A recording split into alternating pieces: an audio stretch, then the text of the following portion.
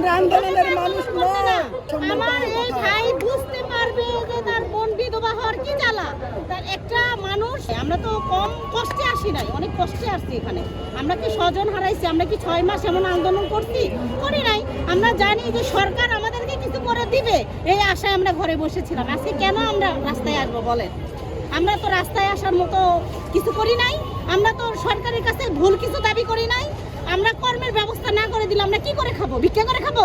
তাহলে আমাদেরকে এসে থালা ধরাই দিই। আমাদেরকে সেটাই তো করতে, রাস্তায় আসার মানুষ তো ভিক্ষা করে। হ্যাঁ, আমাদেরকে ভিক্ষা করাইতে বলছে। আচ্ছা, অন্য দেশ থেকে যদি রোহিঙ্গা আসে এই দেশে জায়গা পায়, এই দেশে জায়গা দখল করতে পারে, তাহলে আমরা কেন পারবো না? আমরা কি মুসলমান না?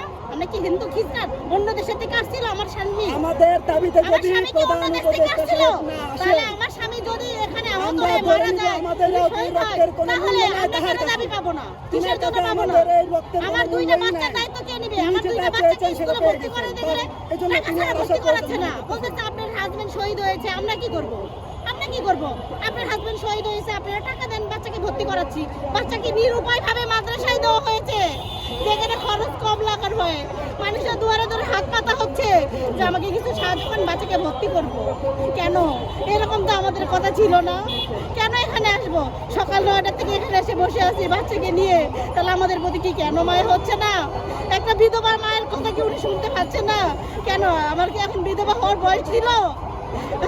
আমার বাচ্চাকে, আমি ছোট বাচ্চা, আমি মানুষই করতে পারলাম না, তার লেখাপড়াই শেখাতে পারলাম না। আর বাবা চলে গেল, এই ইতিমের 2টা ভার আমার কাঁধে দিয়ে গেছে। এখন আমার কাঁধে কত ভার? স্বামীর সংসার চালানো ভার, বাচ্চা কাচ্চার মানুষ করার ভার, আমার বাচ্চার সাথে ভবিষ্যতে বিয়ে দিব, কি করব, বাড়ি ঘর করবো, সব কিছু ভার। কেন সরকার কি একটু ভার তার কাঁধে নিতে পারছে না? একটু ভার নিক না, তো বুঝুক। আরে আমার বাচ্চা, আমার স্বামী হারাইছি, তার তো কিছু হারাই নাই। আমরা তো এটাই বুঝতো, তার তো কিছু হারাই নাই। সে তো সব আছে, সে এসির মধ্যে ঘুমাচ্ছে, এসি গাড়িতে ঘুরে বেড়াচ্ছে। আমরা তো রিস্কাও করতে পারছি না, পায়ে হেঁটে চলে লাগতেছে, পায়ে হেঁটে চলতে হচ্ছে। তাহলে আমাদের দাবি কি সরকার ডক্টর ইউনূস স্যার কি শুনতে পাচ্ছে না? একটু দাবি না তার খাতে নিক না। আমাদের একটা কর্মের ব্যবস্থা, আমরা তো বলতেছি না আমাদেরকে বসে খাওয়াইতে হবে, আমাদের কর্মের ব্যবস্থা করে দিক, আমরা কর্ম করে খাবো। আমরা আমরা চাই আমাদের কর্মের ব্যবস্থা করে দিক। আমরা চাচ্ছি আমাদের থাকার মতো জায়গা করে দিক। আমরা চাচ্ছি আমাদের ভাইরা যারা আছে বেকারত্ব, তাদেরকে করে একটা কর্মের মধ্যে দেওয়া হোক। কারণ অনেক সুযোগ সুবিধা আছে, সরকার চাইলে এমন কিছু পারে না। কালার এক্সপার্ট, জর্জ স্যাপ এবং মাইল্ড অন হ্যান্ডস টেকনোলজি সমৃদ্ধ অরিক্স ক্রিস্টাল ওয়াশ আপনার লন্ড্রি এক্সপার্ট।